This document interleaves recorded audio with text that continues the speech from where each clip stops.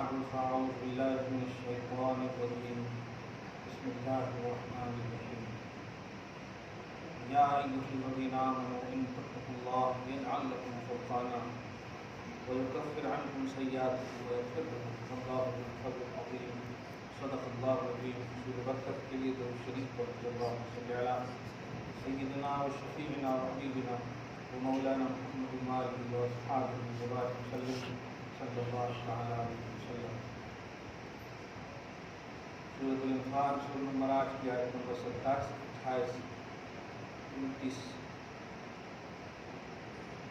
تین آیتیں گزشتہ درس میں رہی.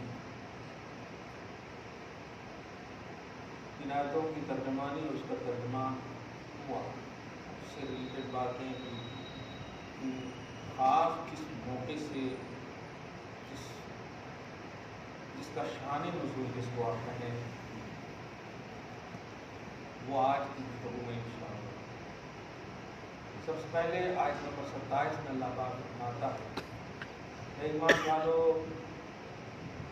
اللہ رسول سے دغا نہ کرو، خیانت نہ کرو. اللہ سے خیانت یہ ہے کہ اس کے احکام کو ترک نہ کرو، اس فرائض ترک نہ کرو. اور رسول سے خیانت یہ ہے کہ سنت ترک نہ کرو. یہ بات بہت اچھی لگی اس لیے میں نے اس کو دہرایا. آج لوگ سنت ترک کر کے چلے گئے. ترک سنت نبی سے دغا ہے، نبی سے خیانت ہے. فرض کو چھوڑنا خدا سے خیانت ہے، خدا سے دغا ہے. اور سنت ترک کرنا نبی سے دغا. اور دونوں کے بارے میں ایمان والوں کو کہا جا رہا ہے لا تخونوا اللہ والرسول. ایمان والو اللہ رسول سے خیانت نہ کرو، دغا نہ کرو. اللہ پاک ہمیں فرائض کی بھی پابندی نصیب فرمائے، سنن مصطفیٰ کی بھی پابندی نصیب فرمائے. جو لوگ ترک سنت کرتے ہیں وہ دغاباز ہیں. اللہ پاک محفوظ فرمائے. تو یہ بات دل میں لگ جائے، نبی کی سنت کو ترک نہ کیا. جو نماز فرائض کے علاوہ ہے وہ سب نبی کی سنت ہے.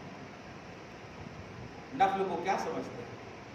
نفل آپ بولتے ہیں، وہ سنت غیر مؤکدہ، سنن زوائد کہتے ہیں. سنت ہی ہے وہ، آپ نے ہم نے نہیں پڑھا ہے. جو فونڈنگ ہم نے نہیں کیا، نبی نے نہیں پڑھا.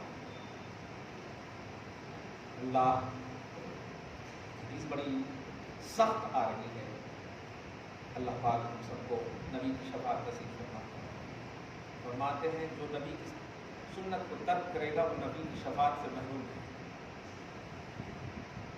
من ترک سنتی لم ینل شفاعت او کما قال. جس نے میری سنت کو ترک کیا وہ میری شفاعت نہیں پائے گا. یہ مصطفیٰ جان احمد صلی اللہ علیہ وسلم کی رحم دلی ہے جو اپنی طرف آکرشک کر رہے ہیں، اپنی طرف کھینچ رہے ہیں. محبت کرو. اللہ پاک ہم سب کو جان بوجھ کر ان دونوں سے دغا نہ کرنے کی توفیق نصیب کرے.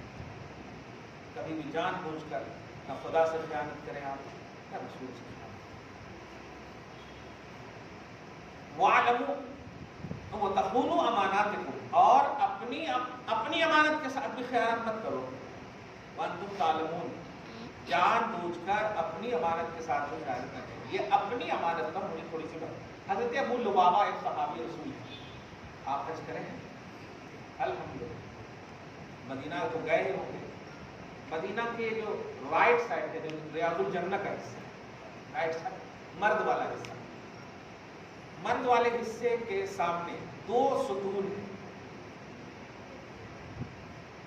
مختلف نام ہے لیکن آج بھی ایک نام وہی ہے، ستون ابو لبابہ. ستون ابو لبابہ کیا ہے یہ حضرت ابو لبابہ ایک صحابی رسول ہے. قبیلہ بنی قریظ کے جو یہود تھے، نبی صلی اللہ علیہ وسلم نے ان کو 3 دن تک یا کچھ دن تک ان کا محاصرہ کیا ہے. نظر بند محاصرہ.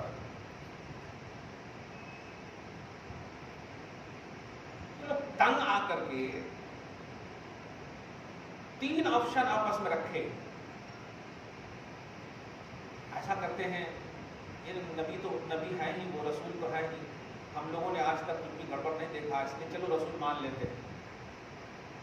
تو اکثر لوگوں نے انکار کر دیا, یہ آپشن کو کہا نہیں ہم یہ نہیں مانتے. دوسرا آپشن یہ تھا کہ ایسا کرتے ہیں قبول کر لیتے ہیں. یہ بھی نہیں, دین کو قبول کر لیتے, یہ بھی نہیں ماننا.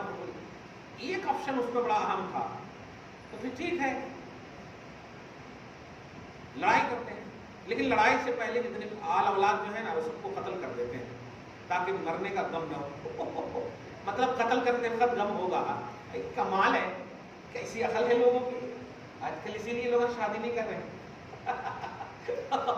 حکومت میں بیٹھ جاتے آ کر کے. یہ تھنکنگ دیکھیں آپ, کیا آل اولاد کو مار دیتے ہیں, کیوں؟ تاکہ مرنے کا غم نہ ہو. کیا سوچا ہے؟ تو پھر تو سب مریے گئے, مر جاؤ, تم بھی مر جاؤ آل اولاد کے ساتھ. یہ آپشن بھی قبول نہیں. حضور پاک صلی اللہ علیہ وسلم سے مشورہ کیا, ہم لوگوں سے صلح فرما لیجیے. نبی علیہ الصلوۃ والسلام نے یہ بھی نہیں مانا, لیکن ان میں سے ایک حضرت ابو لبابہ شاید انہی قبیلے سے تعلق ہے. ان لوگوں نے ایک اور سعد بن معاذ کو نبی صلی اللہ علیہ وسلم نے بھیجنا چاہا, لیکن ان لوگوں نے کہا نہیں, ابو لبابہ کو بھیجیے ہمارے لیے, تو ہم میں سے ہیں, زیادہ جانتے ہیں وغیرہ. اب یہ صحابی بن چکے ہیں, گئے, جانے کے بعد ذرا ایمان کی پختگی کو محسوس کیجیے گا. کہتے ہیں کہ سمجھاؤ نا صلح پر وغیرہ وغیرہ, یہ سمجھاؤ. تو ان لوگوں نے کہا, حضرت ابو لبابہ نے کہا ٹھیک ہے. یہ لفظ ٹھیک ہے جب انہوں نے کہا نا, تو ان لوگوں کے ہٹتے ہی ان کے دل میں ایک بات گزری, کھٹکی, ارے میں تو نبی کے ساتھ خیانت کر بیٹھا. ٹھیک ہے کیسے بول دیا میں نے, ہے نہیں, یہ ٹھیک ہے کیسے بول دیا میں نے, جب نبی نہیں مانے ان لوگوں کی بات, میں کیسے مان لیا. اب یہ سوچتے ہوئے میں نے تو خیانت کر لی ہے اپنے اوپر, ہو گیا. اب وہ یہ ادھر مسجد نبوی میں گئے اور پیلر میں اپنے آپ کو باندھ دیے. 7 دن تک روایت میں ہے, 3 دن تک بھی روایت, باندھ دیے اپنے آپ کو, اور سب کو بول دیے کوئی نہیں کھولنا. حالت یہ ہو گئی کہ بے ہوشی طاری ہو کے سر لٹک گیا.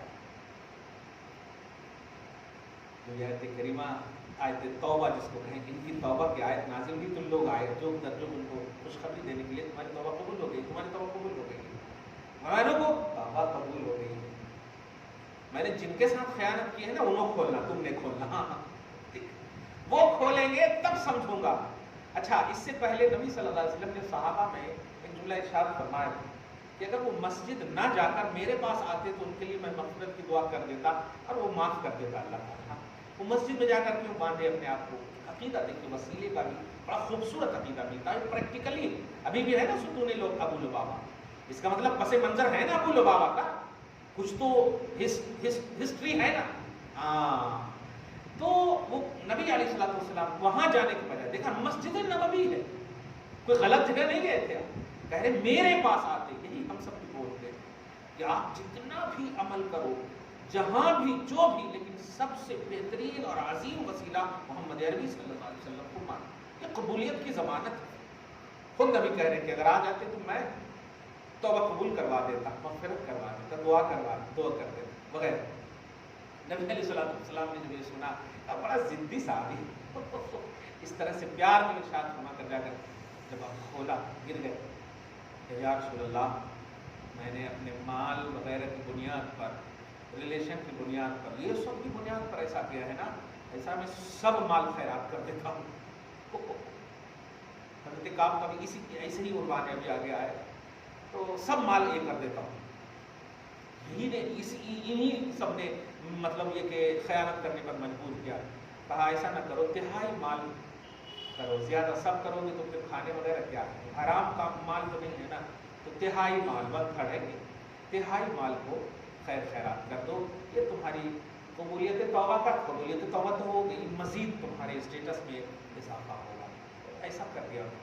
آج بھی وہ چیز دکھ رہی ہے مدینہ النبی میں، یہ بہت بڑا معجزہ ہے اور بڑی کرامت ہے حضرت ابو لبابہ کی۔ آج بھی ساری چیزیں تو قریب قریب مٹ رہی ہیں، مگر ہم نے تو دیکھا ہے، آپ بھی جائیں پھر ضرور دیکھے گا ہے ستون ابو لبابہ بھی غور سے آپ دیکھیے، جو پنکھا ہے وہ بڑا والا پنکھا بھی دیکھیے گا، ماں بین بیتی و منبری روضۃ من ریاض الجنہ کے بعد جو ہے اس طرح سے جو وہ اس کے سامنے بھی ایک دم بالکل وہ ان کا ستون، خدا کرے آپ لوگ دیکھ لیں اور یہ منظر پھر یاد کیجیے گا، اب ضد کیجیے گا نبی سے ایسے ہی، یا رسول اللہ جب تک نہیں دیکھے میں اٹھوں گا ہی نہیں۔ سبحان اللہ، صحابی رسول صحابہ کرام کی سنت ہے، اللہ پاک آیت اتارتا ہے، وَاعْلَمُوا أَنَّمَا أَمْوَالُكُمْ وَأَوْلَادُكُمْ فِتْنَةٌ، یقین رکھو کہ تمہارے مال تمہاری اولاد یہ فتنہ ہے، آزمائش ہے، یہ قبیلے رشتہ داریاں یہ ساری چیزیں یہ آزمائش ہے، وَأَنَّ اللَّهَ عِندَهُ أَجْرٌ عَظِيمٌ، لیکن اگر اس کو صحیح سے استعمال کرو گے تو اللہ کے پاس اس کا بھی بہت بڑا اجر ہے، بہت بڑا اجر، صحیح استعمال۔ دیکھیے نا عثمان کا بھی لقب ہے غنی، وہ غنی فقیر تھے جو غنی لقب ہے، غنی کا مطلب سخاوت، مالدار، تو مال ہونا غلط چیز نہیں ہے، مال ہو کر غلط استعمال کرنا یہ غلط چیز ہے، اس کا صحیح استعمال کرنا تو بہت بڑی عظیم نعمت ہے اللہ پاک کی طرف سے۔ یا ایھا الذین آمنوا ان تتقوا اللہ، اے ایمان والو سنو، اگر تم اللہ سے ڈرتے رہو گے نا، اللہ پاک سے ہی ڈرتے رہو گے تو یجعل لکم فرقانا، اللہ تمہارے لیے وہ نکال دے گا، وہ راستہ بتا دے گا جو حق کو باطل سے ممتاز ہے، وہ بتا دے گا کہ یہ حق ہے، اسی راستے پر چلو۔ یہ آپ کی ذمہ داری ہے، آپ کی ذمہ داری یہ ہے کہ تقویٰ، خشیت، اللہ کا خوف، یہ آپ کی ذمہ، باقی راستہ صحیح نکالنا یہ کس کا کام ہے؟ یجعل لکم فرقانا، فرقان مانے حق و باطل کا کے درمیان خط کھینچ دے گا، یہ اس راستے پر نہیں چلو وہ باطل ہے، یہ راستے پر چلو یہ حق ہے۔ وَيُكَفِّرْ عَنْكُمْ سَيِّئَاتِكُمْ، اور اللہ تعالیٰ تمہارے سیئات یعنی گناہوں کو معاف کر دے گا، وَيَغْفِرْ لَكُمْ، اور تمہیں بھی بخش دے گا۔ کمال ہے۔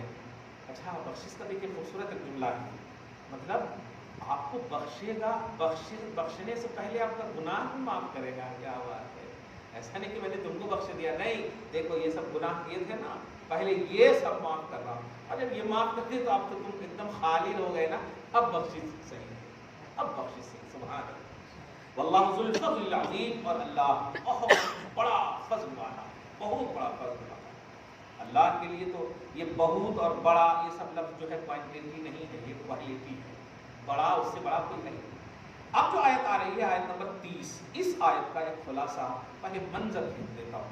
یہ آیت جو ہے ہجرت کے حوالے سے ہے، حضور پاک صلی اللہ علیہ وسلم نے ہجرت کیوں فرمائی،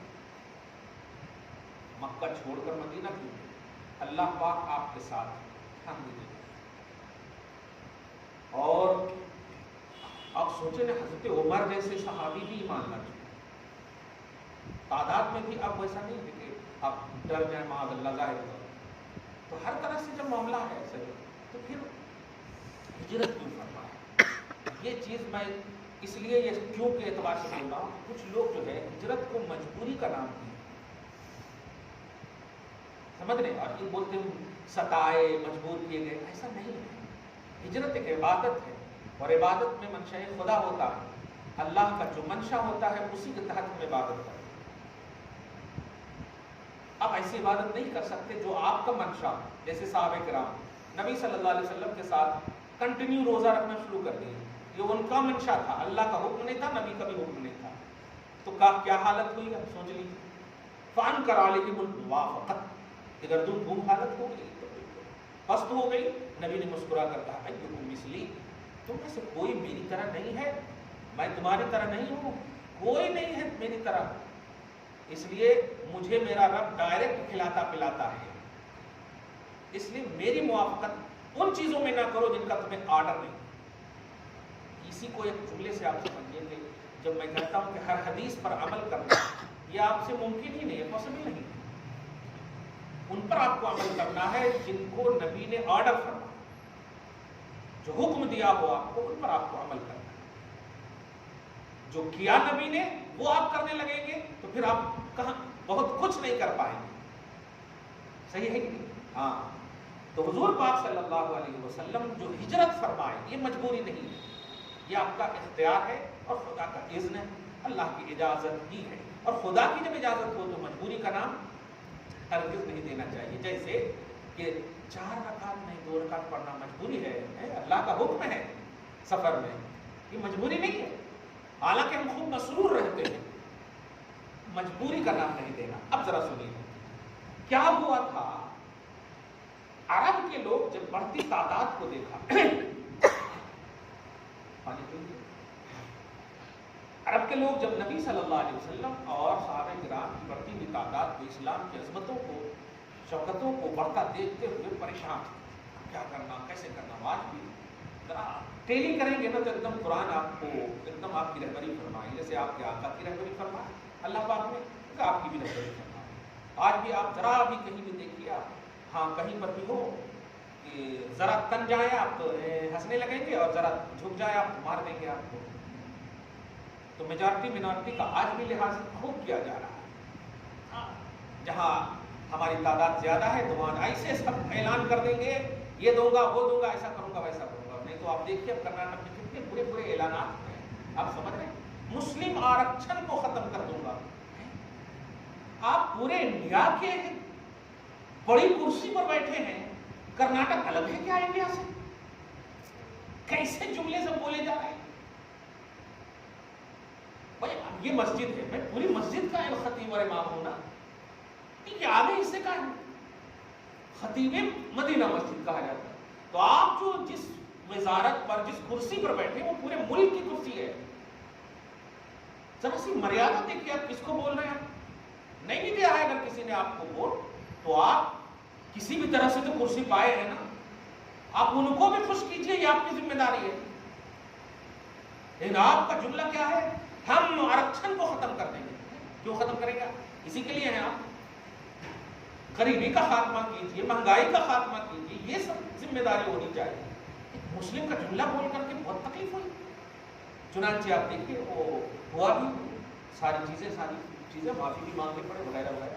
اللہ پاک جو ہے کبھی بھی عدل اور انصاف کرنے والوں کو، چاہے وہ کافر ہی کیوں نہ ہو، وہ کبھی بھی اللہ پاک بھی محروم نہیں کرتا ہے. میں نے نمرود کے حوالے سے بتا دیا کہ عمر کے مطلب 80% حصے میں اللہ پاک نے اسے چھوٹ دیا. کیوں؟ اس لیے کہ اس نے عدل کیا. 20% جو ایک دم آخری حصہ تھا اس میں جب ظلم کرنا شروع کیا اللہ پاک نے کھینچ لیا. معلوم کیا ہوا کہ حکومت کسی کو بھی دے رہا تو عز من تشاء و ذل من تشاء بیدک الخیر مالک الملک. یہ سب میں صرف مومن ہی ایسا نہیں ہے. اب چھوٹی سی مثال آپ لیں نا، چلے آپ عرب کی سرزمین پر کیا ہو رہا. نبی نے فرمایا جزیرے عرب سے یہودیوں کو نکالو اور بلایا جا رہا ہے. لیکن ڈیولپ اتنا اچھا ہو رہا ہے کہ اللہ پاک بھی دے رہا ہے ڈھیل پہ ڈھیل. دیکھ رہے نا اتنا ڈیولپ ہو رہا ہے عرب، کیا بات ہے. سچ کہہ رہا ہوں سنی نہیں کر پاتے، ان کو تو چمہ چاٹی سے فرصت ہی نہیں ہے. آپ سمجھے گے اس بات کو. میں رد نہیں کر رہا ہوں کہ حالات بتا رہا ہوں کہ اللہ پاک کس سے کام لے لیتا. کمال ہے. کچھ تو ایسے بھی ہیں، ایک صحابی مطلب بنام صحابی تھے، ایک جنگ جیت کر کے آئے. صحابہ کرام خوب اس کا مطلب اس کی تعریف کر رہے تھے. آج تو نبی ان سے بہت خوش ہوں گے، اللہ بہت خوش ہوگا. بہتوں کو مارا تھا. نبی علیہ الصلوۃ والسلام نے جب یہ بات سنی تو آپ نے فرمایا کہ وہ جہنمی ہے. ارے باپ رے باپ. اب جو یہ تعریف کر رہے تھے یہ سب بھاگنے لگے. ارے جب اتنا مارنے والا جہنمی ہے تو ہم لوگ تو کچھ بھی نہیں کیے. چلو چلو کہاں تو بھی ہم لوگوں کے بارے میں بھی آ جاتا. کہا نبی کہہ دیے تو صحابہ کا ایمان ہوتا تھا، کھٹ ایمان. دوسرے دن کیا ہوا، خودکشی کر لیے وہ. اب تمام صحابہ کرام بارگاہ رسالت میں آ کر قدم چوم لیا. چلا صدقہ، آپ نے سچ کہا. صدقہ رسول اللہ نے سچ کہا. کمال. دیکھ رہے تھے تاب نہ لا سکے. جو تیرے لگے تھے ان کو لڑنے کی وجہ سے مارا تھا اپنی جگہ پر، لیکن ان کو جو تیر لگے تھے جسم پر اس کی تاب نہ لا سکے اور اس کی وجہ سے وہ خودکشی. آج ہم لوگ بھی کبھی کبھی اپنے معاشرے میں دیکھتے ہیں نا، یا اللہ موتیج کا ایک نہیں دے دیتا، آتی بیماری کا ایک دی. لوگ بول دیتے کہ نہیں معاشرے میں ہے ایسے لوگ. ایسا ہی ہوا دیکھا. کہنا یہ ہے کہ حضور پاک صلی اللہ علیہ وسلم کی جو پازیٹیوٹی یہ بہت بڑی دولت ہے، اور نگاہ مصطفیٰ کی کنٹینیوٹی اس دولت پر استقامت ہے. یہ دھیان رکھیں ورنہ بنام بہت صحابی ہوئے ہیں جن کو نکالا تھا نبی نے، مسجد سے نکالا تھا، وہ کھلے عام مطلب کافر نہیں تھے، کھلے عام کافر نہیں تھے، صحابہ کے زمرے میں تھے، انہوں نے مسجد میں کھلے عام کافر آنے کا ہے نہیں نا، لیکن نکال گئے۔ کہنا یہ کہ نبی کی نظر کرم بھی ہونا یہ ایمان کی استقامت کی دلیل ہے۔ اللہ پاک ہم سب کو نظر رسول مصطفیٰ نصیب فرمائے۔ ہاں، حضور پاک صلی اللہ علیہ وسلم ہجرت فرمائے، کفار دیکھ کر کے آپ کے بڑھتے قدم کو، بڑھتی عظمتوں کو، ساری چیزوں کو پریشان ہونے، کیا کرنا، کیسے کرنا، یہ سکہ کہنے کے باوجود بھی نہیں رک رہے ہوں، ایسا اس طرح ہے نا، کیا کرنا، کیسے کرنا، ہاں آرکشن کو ختم کرنا لیکن نہیں، فرماتے سب لوگ بیٹھے دار الندوہ، آج بھی آپ دیکھیں گے باب الفتح کے سامنے باب الندوہ ہے، اپنی تاریخ بھی لوگوں نے قائم رکھے ہیں۔ دار الندوہ، ندوہ بولتے ہیں مشورہ کرنے کو، دار الندوہ مشورہ کا گھر، سمجھ رہے ہیں؟ ہاں، جس کو آپ کہیں کہ ایڈوائزنگ روم، ہال۔ تو سارے لوگ آئے، بڑے بڑے جتنی بھی روسائے عرب ہیں، کفار ہیں، آنے کے بعد مشورہ کیے کیا کرنا چاہیے، کیسے کرنا چاہیے۔ آپ دیکھیے ادھر مشورہ وہ لوگ کر رہے ہیں، لیکن محبوب کی حفاظت کا ذمہ اللہ پاک کیسے دیا ہے، اور ادھر دیکھیے ادھر وہ کر رہے ہیں، اور اللہ پاک اسی لیے بولتا ہوں بھائی آپ کا جو کام ہے آپ کیجیے نا، کبھی کبھی غصے میں بھی بول دیتا ہوں میں، لیکن نہیں، وہ آیت ربانی کا وہ ہوتا ہے کہ آپ اپنا کام کرو، اللہ اپنا کام کرے گا۔ آپ اللہ کے کام کو دیکھیں گے تو اپنا کام کب کریں گے؟ آپ قبولیت کا انتظار کر رہے ہیں تو کب پڑھیں گے نماز، کب پڑھیں گے نیک اعمال، کب وظیفہ کریں گے؟ ہاں، تو آپ دیکھیے وہ لوگ مشورہ کرنے کے لیے بیٹھے، مشورہ کرے، کوئی لوگ کہیں کہ نکال دینا چاہیے، یہ کر دینا چاہیے، وہ کر دینا چاہیے، ایسا کر دینا چاہیے، سب اس طرح سے باتیں ہو رہی تھی۔ نہیں، ایک روم میں بند کر دینا چاہیے، اور بند کر کے ایک تھوڑی سی کھڑکی کھلی رکھنی چاہیے، اور باندھ دینا چاہیے، معاذ اللہ، اس طرح سے جملے کس کے بارے میں؟ جن کو ان لوگوں نے خود صادق الوعد الامین کہا۔ صرف مذہب کی لڑائی دیکھیے، کمال ہے، اسلام دشمنی دیکھیے، اور کوئی دشمنی نہیں، اسلام دشمنی وہیں سے آلے تیار آ۔ غور کریں، حضور پاک صلی اللہ علیہ وسلم کو اس طرح سے باندھ دینا چاہیے۔ ایک نکالنے نے باہر نکال دو یہاں سے، مکہ سے، تو یہ بڈھا، عربی میں شیخ کا لفظ ہے، شیخ نجدی کی شکل میں شیطان آئے،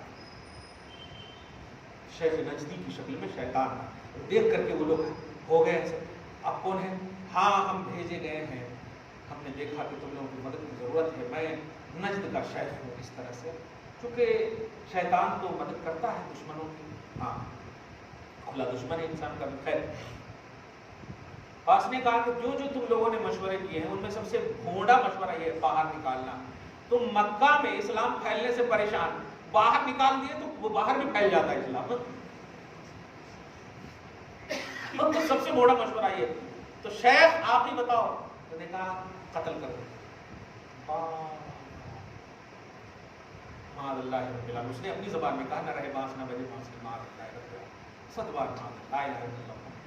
اب ذرا غور کیجیے، یہ وہ لوگ کر رہے ہیں نا، اللہ پاک منظر کے اجرا ترجمہ سنیے، ایک قدم لگے گا واہ واقعی اللہ مدد کیسے کرتا اپنا اور اپنے محبوبوں اور محبوبوں کے غلاموں، سبحان اللہ۔ فرماتا وَإِذْ يَمْكُرُ بِكَ الَّذِينَ كَفَرُوا، حبیب مکرم یاد کرو، حبیب مکرم یاد کرو، وہ ادھر مشورہ کر رہے تھے، ہم آپ سے مشورہ کر رہے تھے، کیا بات، کیا وہ آپ کے تعلق سے مکر کر رہے تھے، مکر کا لفظ استعمال، وہ کفار آپ کے تعلق سے تدبیر کر رہے تھے، تدبیر کی کیا بولے، دھوکے بازی کر رہے تھے، آپ کے لیے مکر چاہ رہے تھے، کیا پہلا آپشن یہ کر رہے تھے لیسبتوک، یہیں کسی روم میں بند کر دو، او یقتلوک، نہیں مار ڈالو، او یخرجوک، یا محمد کو نکال دو، 3 چیز، لیکن اتفاق کس پر ہوا تھا؟ یقتلوک، قتل کرنے پر اتفاق ہوا۔ اللہ فرما رہا وَيَمْكُرُونَ، وہ اتفاق تو کر لیے، مکر چاہ لیے، فریب دے دیے، دھوکہ وغیرہ سب سوچ لیے، مگر میرے حبیب وَيَمْكُرُ اللَّهُ، ادھر اللہ بھی خفیہ تدبیر فرما لیا ہے، آؤ نا، اللہ بھی خفیہ تدبیر فرما لیا ہے، یہ یقین دیکھیں آپ، آج کی گفتگو اور درس سے اتنا تو کمانڈ آپ کو ملا کہ ہم اللہ کا کام کریں گے اور باقی یقیناً اللہ ہمارا کام کرے گا. کیوں؟ قرآن نے کہا ہے. یہ نہیں فرمایا میرے حبیب آپ کرو ایسا ایسا، وہ کہہ رہا میں کروں گا. معلوم یہ ہوا کہ اللہ جن کو جو ذمہ داری دے دیتا اور وہ اگر اپنی ذمہ داری نبھائے تو پھر اللہ پاک اپنی ذمہ داری نبھاتا.